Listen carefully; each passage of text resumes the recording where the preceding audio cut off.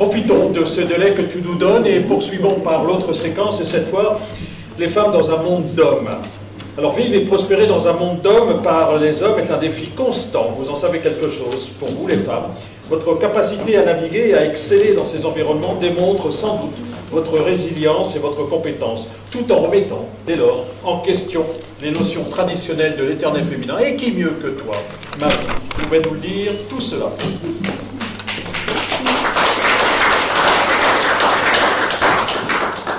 On peut laisser la Joconde derrière. Hein. Alors, les femmes d'un métier d'homme. Je ne souhaite pas faire le panégyrique à outrance, mais le constat, tout simplement, à travers le prisme de mon métier. J'ai vécu dans un métier d'homme.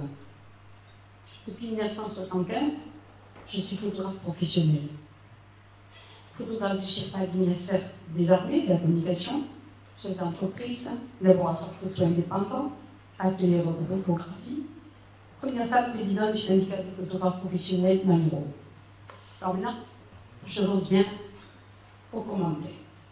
Tout d'abord, petit rappel historique. Durant le conflit de la guerre 14-18, les femmes ont joué un rôle fondamental en remplaçant les hommes partis au front dans divers secteurs d'activité professionnelle et dans les métiers d'hommes.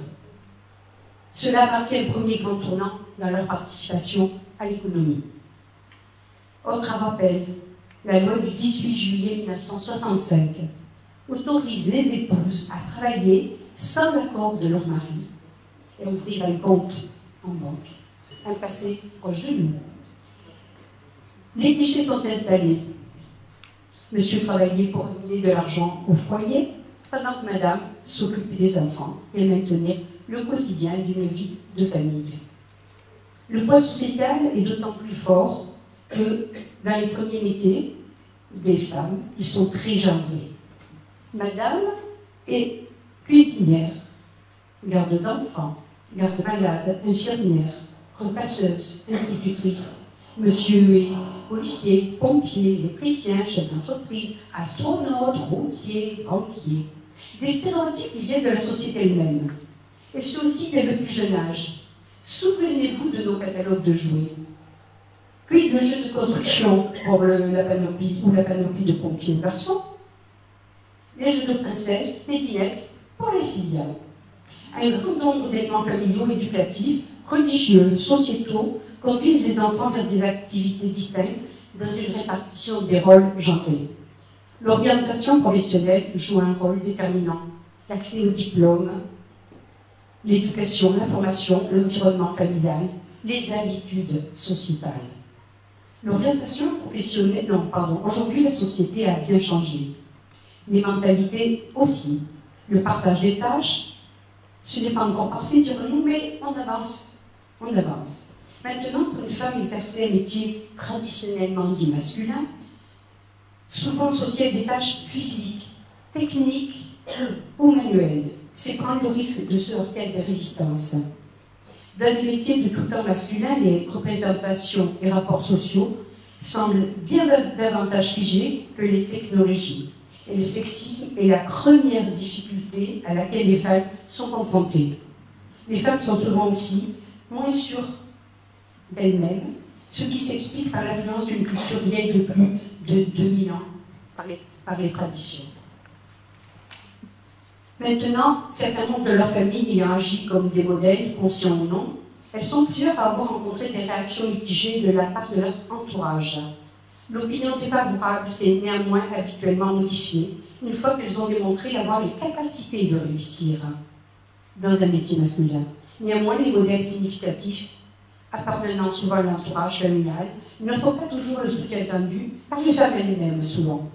S'intéressant généralement à leur intégration professionnelle, les études démontrent une fois les portes franchies, les femmes ne se retrouvent toujours pas au bout de leur peine et que leur insertion professionnelle ne se fait pas sans heurts.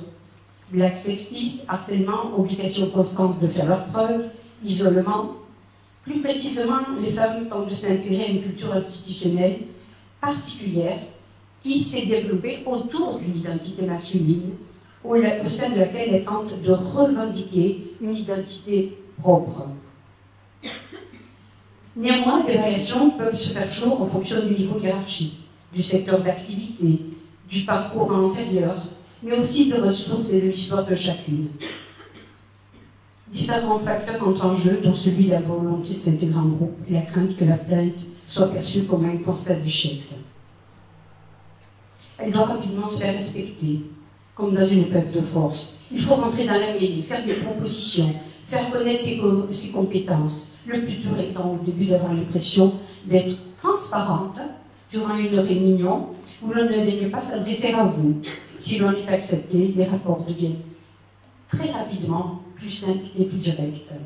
Il faut aussi évoquer dans ce schéma l'écart de rémunération entre les sexes, à poste égal. Il faut continuer par ailleurs à accentuer les dispositions judiciaires et instaurer l'égalité homme-femme, l'égalité professionnelle. Lors des entretiens d'embauche, les grandes remarques désobligeantes d'un employeur, je suis désolée, sont souvent « si vous souhaitez des enfants, vous allez rester longtemps ?» et aussi « et qui s'occupe des enfants à la maison ?»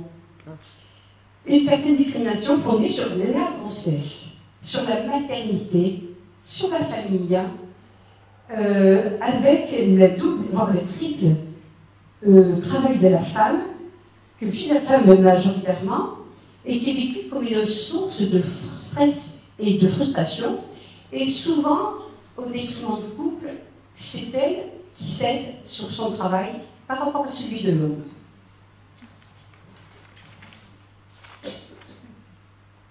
Nous avons l'impression, pour nos femmes, chefs d'entreprise, techniciennes, etc., dans tous ces métiers réservés aux hommes, de devoir en faire beaucoup plus, de devoir toujours faire ses preuves. Les femmes sont le plus souvent confrontées à un déni de légitimité professionnelle. Elles sont pourtant tout autant mères avec une famille à gérer et investies dans un métier pointu, parfois considéré comme acquis pour un homme. Par contre, elles s'inscrivent beaucoup plus difficilement dans une mobilité professionnelle et mobilité géographique. Les codes managériaux étant plus calqués sur des normes dites masculines. La famille, toujours la famille. Les difficultés qu'elles rencontrent sont liées à la force physique, le stress, l'intimidation, le manque de respect, l'incapacité à diriger, l'isolement, l'absence d'augmentation, la possibilité de promotion. Les portes s'ouvrent maintenant devant elles dans le secteur privilégié, comme le BTP, les milieux scientifiques, la banque, l'ingénierie, l'informatique, l'usine, l'industrie, les forces armées, les services de police, les nouvelles technologies, camionneuses, mécaniciennes, BTP. Les métiers qui ont connu les plus fortes féminisations sont des emplois de chefs d'entreprise, de dirigeants et de techniciennes qualifiées. Quelques-uns aussi font le choix inverse de rejoindre des métiers dits féminins. La maïeutique, sage-femme pour un homme, et c'est un sage-homme, assistant social, il est assistant maternel, esthéticien, homme de maison, etc. De nos jours, dans le milieu du travail, le genre est moins un facteur décisif. Les compétences professionnelles priment plus que les caractéristiques de genre. L'évolution culturelle, sociétale et économique a de nos jours considérablement changé la donne. Une étude sociologique sur la ségrégation a démontré que si les domaines féminins accueillent très généralement des femmes, c'est aussi parce qu'elles sont associées à des qualités dites féminines. L'écoute, le soin, donner à autrui, l'expression d'émotion, alors que les domaines professionnels masculins réservés se réfèrent plutôt à l'affirmation, la technique, les difficultés, la rationalité ou la force. Heureusement, il existe des fonctions associées à aucun genre, ce que nous appellerons les métiers neutres, sans être limités par des stéréotypes de genre. Médecin, avocat, manager, ingénieur, technicien, secrétaire, vendeur. Le genre ne veut qu'être décisif dans le milieu du travail, car normalement les compétences professionnelles sont plus importantes que les caractéristiques de genre. La société change, elle évolue à grands pas. Restons pleinement optimistes de nos jours, essayons de ne plus nous poser la question. Cela suit donc un travail de renforcement et de sensibilisation de l'éducation de notre jeunesse, de la formation, des mesures pour promouvoir l'établissement de lieux de travail plus inclusifs et équitables. Le plafond de verre persiste encore avec des freins de promotion dans des structures hiérarchiques au niveau de la formation des femmes. La relative absence des femmes dans les réseaux professionnels, dans les cadres d'entreprise, mais les temps changent. Les normes organisationnelles, le pouvoir, les modèles managériaux sont historiquement et typiquement masculins. Aujourd'hui, elles ont fait leur choix dans la construction de leur trajectoire de carrière, par une motivation profonde à toute épreuve, en articulant avec ambition et détermination leur rôle maternel, familial et professionnel. Pourquoi je voulais vous raconter cette histoire? Parce que j'ai vécu toute ma vie dans un métier d'homme. Et quand, en 1975, je me suis présentée à l'âge de 23 ans pour monter mon entreprise, on m'a dit non. On m'a dit c'est pas pour vous, c'est pas un métier de femme. Et ça a été pour moi un choc. Et comme je ne renonce jamais, au contraire, ça m'a donné encore plus de force pour continuer et pour prouver le contraire. On estimait que la technique, le laboratoire, la chimie, la physique, tout ce qui est à travers le monde de la photo n'était pas réservé à une femme. Ce qui est complètement faux, puisque avec du travail, avec la constance et avec l'opiniâtreté que nous avons, nous les femmes, c'est d'être partout, sur tous les secteurs, et là où on ne nous attend pas.